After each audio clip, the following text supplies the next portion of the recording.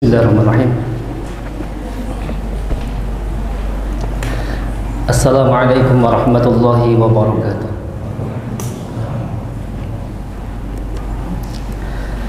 Innal hamdalillah, segala puji bagi Allah Subhanahu wa taala. Nahmaduhu wa nasta'inuhu wa nastaghfiruh. Kami memujinya dan kami minta tolong kepadanya dan kami minta ampun kepadanya. Wa na'udzu billahi min syururi anfusina wa min sayyiati a'malina. Kami berlindung kepada Allah dari keburukan jiwa-jiwa kami dan dari keburukan amal-amal kami. May yahdihillahu fala mudilla lahu wa yudlil fala hadiya lahu. Barang siapa yang Allah beri petunjuk, maka tidak ada yang bisa menyesatkannya. Barang siapa yang Allah sesatkan, maka tidak ada yang bisa memberi petunjuk kepadanya. Asyhadu an la ilaha illallah wahdahu la syarikalah wa asyhadu anna Muhammadan abduhu wa rasuluh. Aku bersaksi bahwasanya tidak ada ilah yang berhak disembah dengan benar melainkan Allah. Dialah yang Maha Esa, tidak ada sekutu baginya, dan aku bersaksi bahwasanya Muhammad adalah hamba dan juga utusannya. Hadirin hadirat ikhwan dan akhwat yang semoga dirahmati Allah Ta'ala. Alhamdulillah pada malam hari ini kita semuanya bisa hadir kembali, bisa berkumpul kembali dalam rangka untuk mencari ilmu. Ini merupakan nikmat yang Allah berikan kepada kita semuanya dan kita wajib bersyukur atasnya. Semua nikmat kita wajib bersyukur terhadap Allah Subhanahu wa taala. Kemudian selawat dan salam semoga tercurahkan kepada Nabi kita, Nabi yang tercinta, Nabi Muhammad sallallahu alaihi wasallam beserta keluarganya, para sahabatnya dan orang-orang yang ittiba kepada beliau. Insyaallah kita akan kembali mengkaji, membahas sebuah kitab adab dan akhlak Islami. Adab dan akhlak Islami. Seseorang muslim harus memiliki adab Islami. Jangan sampai kita itu muslim akan tetapi tidak berhias dengan adab-adab Islam. Nah, terus kita belajar, terus kita mengkaji ilmu agama Islam, terus kita mempelajari adab sambil membenahi apa yang kurang pada diri kita. Awalnya manusia itu nggak tahu mana adab, mana akhlak. Ketika dia belajar akan tahu, sehingga dia akan merubah dirinya, terus berbagi diri menjadi adab, menjadi seorang Islam yang beradab, yang baik, menjadi muslim yang berakhlak, yang akhlakul karimah, akhlak yang baik. Tentunya kita beradab atau berakhlak Islam ini mencontoh atau meladani apa yang Rasul sabdakan atau contohkan. Nah, masuk kepada pembahasan adab berdoa. Adab berdoa pun juga ada adabnya. Nah, berdoa pun juga ada adabnya. Kita bahas adab sekarang ini, adab berdoa. Nah, melakukan suatu amal sholih sebelum berdoa. Melakukan amal sholih sebelum berdoa, ini adab. Sebelum kita berdoa, maka hendaklah beradab kepada Allah, yaitu melakukan amal sholih. Poin ke-16, halaman 85 ya.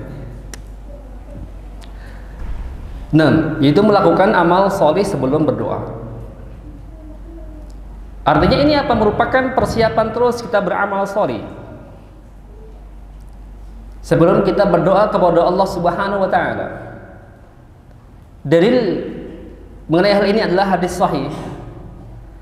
Hadis sahih, hadis yang lumayan panjang, rawal Bukhari dan juga Muslim. Nah, dari Abu Abdurrahman, yaitu Abdullah bin Umar bin Al-Khattab radhiyallahu an, Dia berkata, aku mendengar bahwa Rasulullah SAW bersabda, intalaqa salasatu rahtin mimman kana qablakum hatta awal mabita ila ghar fadakhalu. Ada 3 orang dari orang-orang sebelum kalian berangkat bepergian. Nabi sabdakan ke sahabatnya, sebelum kalian itu ada 3 orang yang berangkat bepergian atau safar. Suatu saat mereka terpaksa harus al-mabit ila ghar. Mereka bermalam di sebuah gua. Fadakhaluhu. Mereka pun masuki gua tersebut. Jadi tergambar ya, ada kisah 3 orang terjebak dalam gua. Nah, kemudian fanhadarat sakhratun minal jabali fasaddat alaihimul ghar. Ketika 3 orang tersebut masuk ke dalam gua, nah tiba-tiba batu besar dari gunung jatuh, kemudian menutup ya fasad alaihim ghar, menutup mulut gua tersebut. Jadi kalau ada gua itu pintu masuknya berapa jamaah semuanya? 1 atau 3? Tergantung guanya. Benar Kak Bang Bapak? Ya kan, kalau di sini guanya 1 pintunya. Mungkin ada teman-teman yang pernah jalan-jalan ke gua mana, itu pintunya ada 2 kadang, pintu depan sama pintu belakang. Nah, tapi ini 1 pintunya. Batu yang besar menutupi mulut gua, menutupi pintu gua, sehingga otomatis mereka nggak bisa keluar. Faqalu innahu la yunjikum min hadhihi sahra illa an tad'u Allah bi salih a'malikum. Maka mereka berkata, 3 orang itu ya, mereka berkata bahwasanya tidak ada di antara kita yang bisa keluar dari gua ini kecuali berdoa kepada Allah dengan menyebutkan amal solih mereka. Nabi katakan ya, 3 orang itu nggak bisa keluar kecuali kecuali berdoa kepada Allah dengan amal solih mereka. Ya jelas pintu gua tertutup, mau teriak sama siapa? Siapa yang bisa mendengar? Nggak bisa. Nah, kemudian faqala rajulun minhum, maka di antara laki-laki dari mereka itu berkata, Allahumma kana li abawan syaikhan kabiran wa kuntu la ugbika qablahuma ahlan wala malan.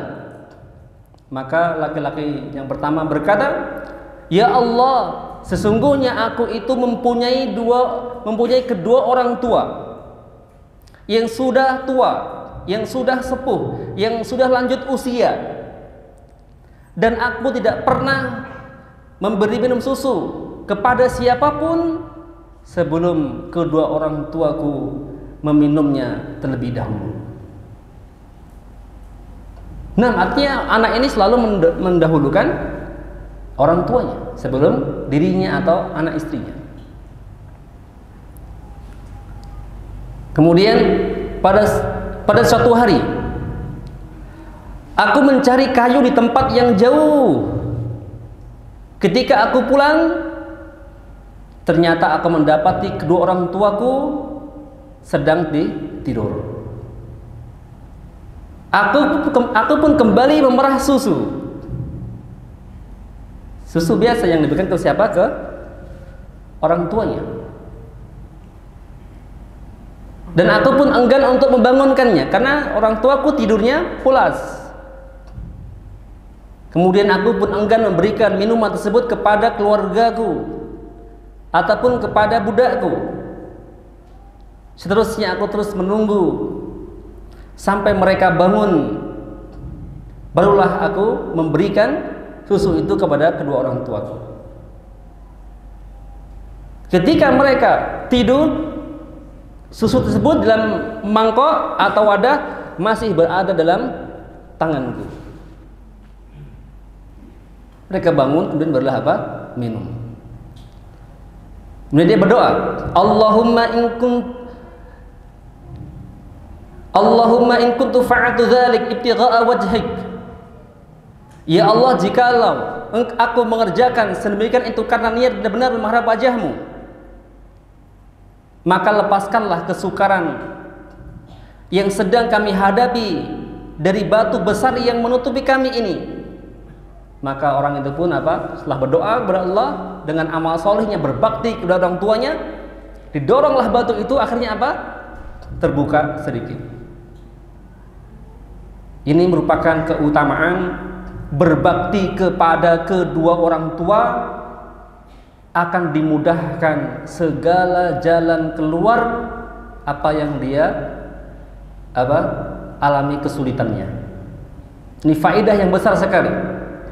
Barang siapa yang berbakti kepada kedua orang tua, maka Allah akan mudahkan baginya segala jalan kesukaran untuknya. Allah mudahkan semuanya. Maka teman-teman semua yang masih memiliki kedua orang tua atau salah satunya, maka jangan sia-siakan berbaktilah kepada keduanya. Nah, ini contoh ya, lihat contohnya di sini, seorang anak laki-laki tersebut ya selalu mendahulukan siapa? Kedua orang tuanya. Karena tinggalnya serumah, ya serumah. Jangan sampai antum pilih kasih. Untuk anak istri antum pulang safar, antum bawakan apa? Makanan yang lezat untuk anak istri. Tapi untuk orang tua tidak, dibedakannya keliru. Seharusnya orang tua yang nomor satu kan. Apalagi laki-laki. Harta anak, harta siapa? Harta siapa jemaah semua ya? Harta orang tua. Nah, ya. Maka lihat di sini ya. Dengan sebab amal soleh tersebut, berbakti kedua orang tuanya, kesulitan yang sangat sulit, batu gua tertutup, nggak bisa keluar dia. Tapi dengan doa amal soleh itu bisa terbuka itu pintu gua. Apalagi cuman kesukaran yang lainnya. Nah, maka bagi teman-teman semua yang masih muda, punya orang tua, berbaktilah kepada kedua orang tua kalian. Jika kalian pernah memiliki salah kepada kedua orang tua, segera minta maaf. Segera minta maaf. Nah, jangan menunda-nunda maafnya. Apapun yang orang tua perintahkan, meskipun itu ya amal baik atau amal mubah yang kecil pun antum melakukan, taati orang tua selama mereka tidak perintahkan kemaksiatan, wajib antum taat kepadanya. Nah, kemudian qala Nabi sallallahu alaihi wasallam, maka Nabi pun melanjutkan kembali hadisnya. Wa qala al-akhar, maka yang lain pun berdoa, Allahumma kanat li bintu am kanat ahabban nasi ilai faradtuha an nafsiha famtana'at minni hatta alamat biha sanatu minas sinin faja'atni fa'ataituha 20 wa mi'ata dinar ala takhalliya baini wa baina nafsiha fafa'alat. Kemudian Nabi kabarkan, ceritakan kembali di kisah 3 orang itu. Orang yang kedua itu berdoa, ya Allah, dahulu ada putri pamanku yang aku sangat menyukainya, aku pun sangat menginginkannya, namun ia menolak cintaku, sehingga berlalu beberapa tahun ia mendatangiku karena sedang butuh uang. Maka aku pun memberikan dia uang 20 dinar dengan syarat, yaitu apa? Bahwasanya wanita tersebut harus mau melayaninya, harus mau tidur ya dengannya. Fafa'alat, ternyata wanita itu pun mau. Kemudian sampai ketika aku ingin menyetubuhinya, Maka keluarlah dari lisan wanita tersebut, qalat la uhillu laka, tidak halal bagimu membuka cincin kecuali dengan cara yang benar. Ini sebuah kiasan. Artinya ya tidak halal bagimu sebelum apa? Lakukan pernikahan. Nah, jangan kau lakukan, ini berdosa. Tidak halal bagimu. Maka laki-laki itu sadar. Aku pun langsung tercengang, kaget dan pergi meninggalkan wanita tersebut, padahal dia yang paling aku cintai dan yang aku inginkan.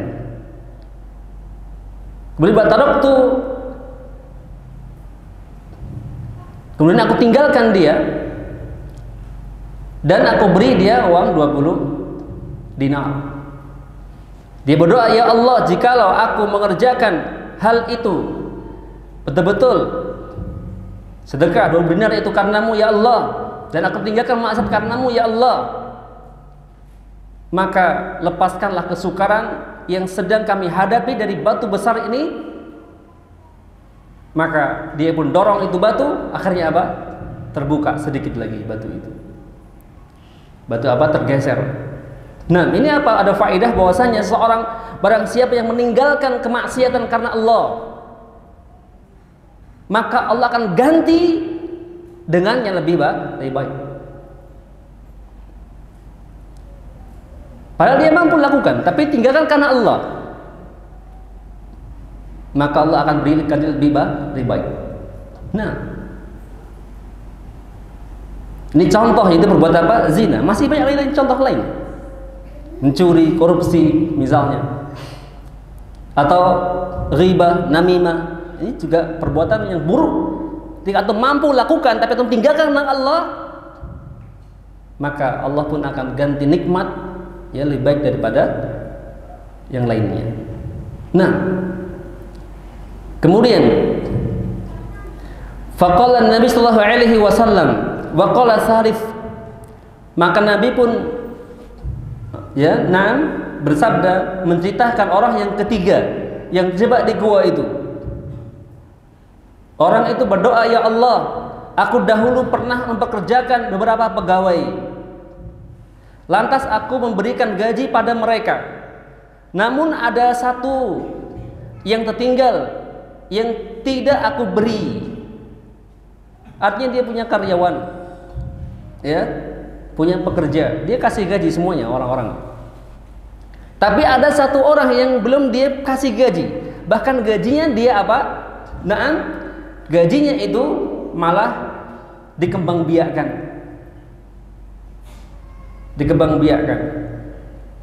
Dibelikan kambing, kemudian kambing itu beranak lagi, dibelikan lagi lembah yang lainnya, menjadi berlipat-lipat itu apa? Gaji tersebut. Kemudian setelah berkembang biak gajinya, faja'ani ba'dahin, satu saat ia pun mendatangiku, faqala, dan berkata, ya Abdullah, adda ilayya ajri, wahai hamba Allah, bagaimana dengan upahku yang dulu? Faqultu lahu, maka aku katakan kepada dia, kullu ma sara min ajrika minal ibil wal baqar wal ghanam barraqi, gajimu inilah yang kau lihat itu, ya, apa itu? Onta, sapi, kambing dan budak. Onta, sapi, kambing dan budak. Faqala ya Abdullah, la tastahzi'u bi, maka orang itu gak percaya. Ya Abdullah, jangan bercanda. Masa gajiku banyak ini? Ada onta, ada sapi, ada kambing, ada budak lagi, dan jumlahnya banyak. Faqultu, maka orang itu berkata, sesungguhnya aku tidak bercanda. Fa'akhadhahu kullah, ya, maka aku gak bercanda. Aku lantas mengambil semua harta tersebut dan menyerahkan kepadanya tanpa sisa sedikit pun. Ya Allah, jikalau aku mengerjakan sedemikian amal itu, niat benar-benar mengharap wajah-Mu, maka lepaskanlah kesukaran yang sedang kami hadapi ini. Maka batu itu digeser, akhirnya apa? terbukalah dan 3 orang itu bisa keluar. Nah, kisah orang ketiga ini apa faedahnya? Faedahnya adalah ketika diberi amanah harus dijaga itu amanah. Harus jujur. Lihat, gaji yang tidak diberikan tapi dia kembangkan itu gaji, rupanya berkembang. Berlipat-lipat. Kira-kira kalau antum bagaimana? Antum kasih semua itu harta yang berkembang atau kasih gaji itu zaman dulu aja? Iya, tergantung iman seorang. Tapi orang tidak jujur, amanah. Dia berikan semuanya, sudah. Akhirnya apa? Dan karena itu Allah hilangkan semua kesulitannya. Nah, jadi dikasih kata di hadis faedah ke-16 ini adalah bahwasanya amal solih merupakan sebab terkabulkannya semua doa, dan juga amal solih merupakan jalan keluar dari kesulitan. Nah, perhatikan poin yang ke-17. Adab yang ke-17.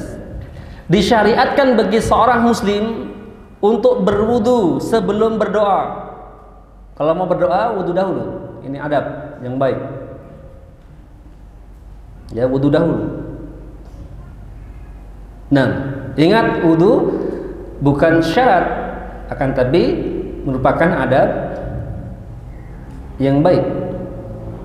Nah, sebagaimana disebutkan di dalam hadis dari Abu Musa al-Ash'ari.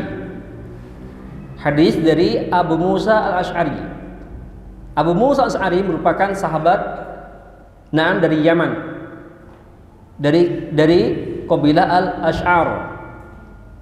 Merupakan kabilah yang besar yang ada di negeri Yaman. Kabilah al-Ash'ar. Makanya ulamanya disebut apa? Al-Ash'ari. Al-Ash'ari. Nah, ketika Nabi Shallallahu Alaihi Wasallam usai dari perang Hunain, maka Nabi bersabda di dalam hadis tersebut disebutkan, fada'a bima'in fatadda, summa rafa'a yadayhi. Maka Nabi pun dibawakan, ya, atau Nabi pun meminta dibawakan air. Summa rafa'a yadayhi, lalu beliau fatadda, beliau berwudu, kemudian beliau mengangkat kedua tangannya dan berdoa, Allahumma ighfir, ya Allah ampunilah li Ubaid Abi Amir, Ubaid bin Ubaid Abu Amir, wa ra'aitu bayadha ibtai, dan aku melihat putih kedua ketiak beliau. Artinya di sini bahwasanya adab sebelum berdoa yaitu berwudu dahulu. Berwudu dahulu. Nah, kemudian poin yang ke-18. Hendaklah tujuan seorang yang berdoa adalah sesuatu yang baik. Hendaklah tujuan orang yang berdoa itu adalah tujuan yang baik. Nah, artinya doa itu mintalah kebaikan-kebaikan kepada Allah. Mintalah apa? Kebaikan-kebaikan kepada Allah Subhanahu wa taala. Disebutkan tentang doa Nabi Musa alaihissalam. Qala rabbi shrah li sadri wa yassir li amri wa hlul 'uqdatam min lisani yafqahu qawli waj'al li waziran min ahli. Musa berkata, wahai Rabbku, lapangkanlah untukku dadaku dan mudahkanlah untukku urusanku, dan lepaskanlah kekakuan dari lidahku, supaya mereka mengerti perkataanku, dan jadikanlah untukku seorang pembantu dari keluargaku, yaitu Harun akhi, Harun saudaraku. Nah, ini di sini bahwasanya kalau berdoa itu adalah apa? Meminta hal yang baik-baik. Minta hal yang baik-baik. Apakah ada orang minta keburukan? Ada. Kadang orang jengkel, dia minta keburukan ditimpa pada dirinya. Nah, bahkan juga ada orang minta mati. Nah, poin berikutnya ke-19. Orang yang berdoa hendaklah menampakkan pengaduannya kepada Allah dan menunjukkan rasa butuhnya kepada Allah. Jadi kalau mau berdoa itu Nah, harus nampak mengadu kepada Allah. Biasa orang mengadu itu apa sih? Ingin diselesaikan urusannya, mengadu. Dan juga harus memiliki rasa butuh kepada Allah, betul-betul butuh sekali. Butuh pertolongan Allah. Butuh doa itu Allah kabulkan. Harus ada rasa itu, rasa butuh kepada Allah. Nah, sebagaimana disebutkan dalam ayat Quran tentang Nabi Ya'qub alaihissalam yang berdoa, qala innama ashku bathi wa huzni ila Allah. Sesungguhnya hanya kepada Allah aku mengadukan kesusahan dan kesedihanku. Wa a'lamu minallahi ma la ta'lamun. Dan aku mengetahui dari Allah apa yang kamu tidak mengetahui. Nah, di sini ya disebutkan sesungguhnya hanya kepada Allah aku mengadukan kesusahan dan kesedihanku. Antum punya kesulitan, adukan kepada Allah. Sebelum kita curhat ke orang lain, itu ada masalah, maka adukan itu semua keluh kesah kita kepada siapa? Kepada Allah Subhanahu wa taala. Kalau kita mengadukan kepada Allah, itu ada solusi, jalan keluar. Kalau ke manusia kadang tidak ada solusi. Nah, kemudian Allah berfirman tentang Nabi Ayyub alaihissalam. Wa ayyuba idz nada rabbahu anni massani ad-durru wa anta arhamur rahimin. Dan ingatlah kisah Ayyub ketika dia menyeru Rabbnya, wahai Rabbku, sesungguhnya aku telah ditimpa penyakit, sedangkan Engkau adalah yang maha penyayang lagi semua, dan Engkau yang maha penyayang dari semua yang penyayang.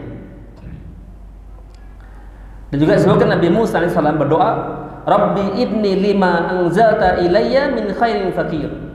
Wahai Rabbku, sesungguhnya aku sangat memerlukan sesuatu kebaikan yang Engkau turunkan kepadaku. Nah, dan juga sebagaimana di hadis yang baru saja kita bacakan tentang kisah 3 orang dalam gua, dia sangat butuh kepada Allah ketika apa? Ketika berdoa. Betul-betul menggantungkan hatinya kepada siapa? Kepada Allah atas semua permasalahannya.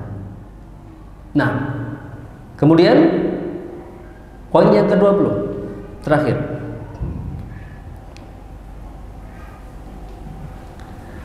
Memilih doa-doa yang mencakup banyak makna dan ucapan-ucapan yang bagus.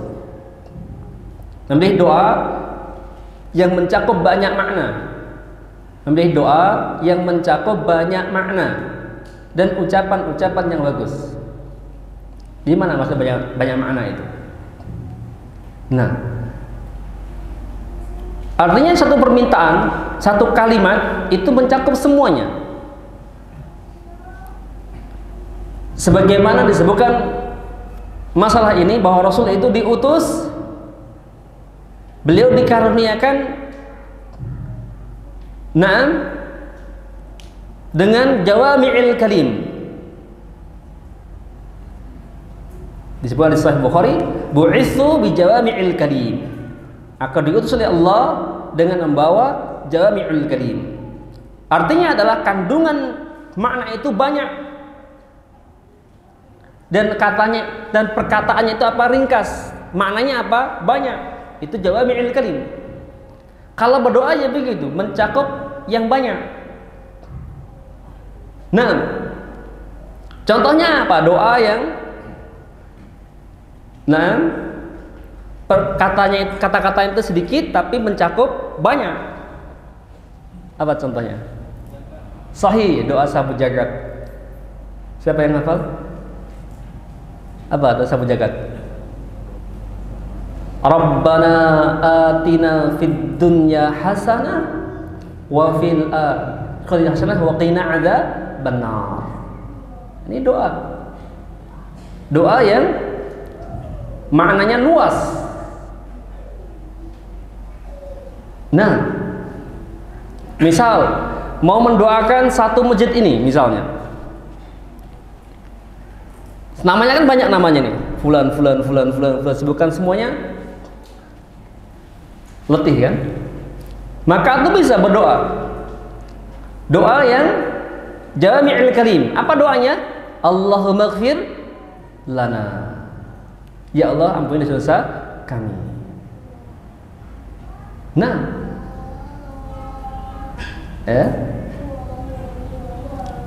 cukup ilahuna, insyaallah kita sambung nanti pertemuan minggu depan. Silahkan kalau ada pertanyaan, masih ada waktu sekitar berapa menit?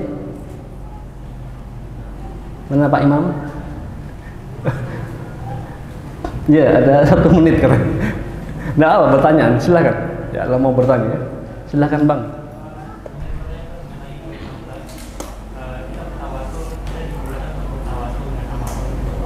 Poin 16. Nah, sahih.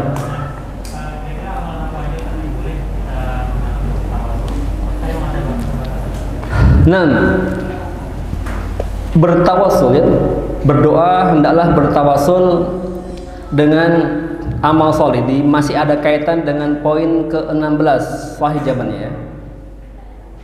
Nah, amal soleh yang bagaimana yang bisa digunakan untuk bertawasul, yang bisa digunakan untuk berdoa kepada Allah Subhanahu wa taala, yaitu semua amal soleh bisa digunakan.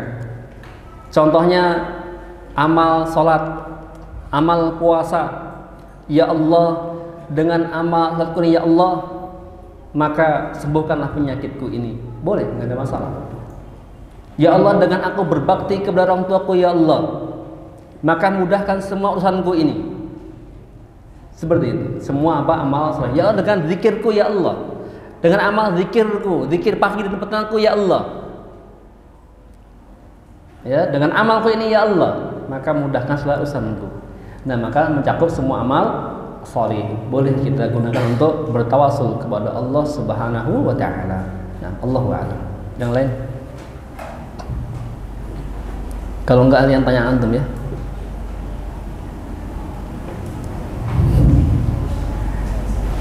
Saya ada waktu 1 menit untuk pertanyaan. Silakan.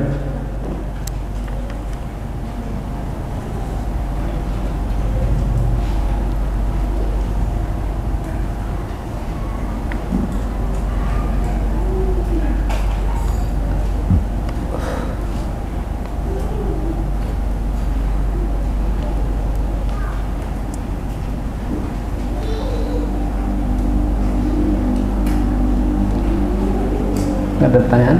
Pak Diana? Cukup? Ya dah.